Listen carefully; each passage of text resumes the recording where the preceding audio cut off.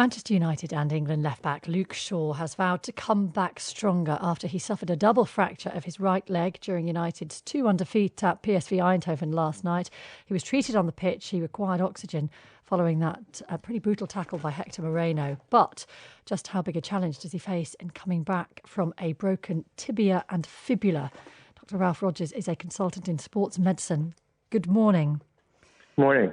He was in tears, we're told, in the dressing room. He looked in a lot of pain, understandably, but then was tweeting about an hour later. So he was obviously in good hands. Now, what's the process from here?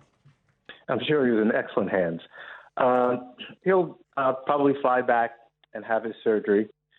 And then the rehab process begins immediately. And how effective can the surgery be? Can it?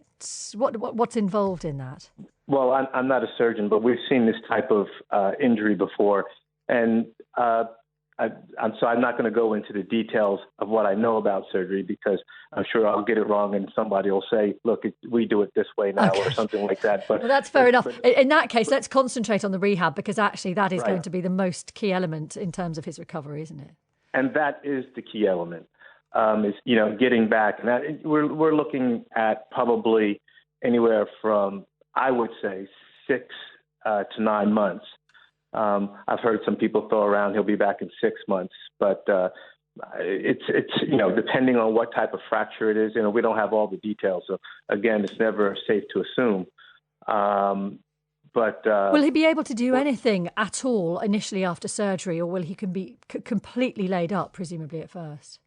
No, they'll get him up pretty quickly to start the rehab process.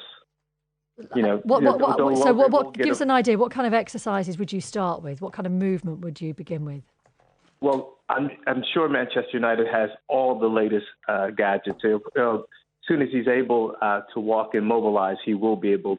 There's things called Alter G, where it will allow you to mobilize with less of your body weight, because you want to get people moving. You want to get the joint moving. You don't want it to get too stiff.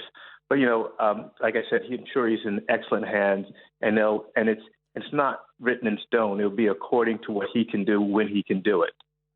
Thank you very much, Dr. Ralph Rogers, who is a consultant in sports medicine.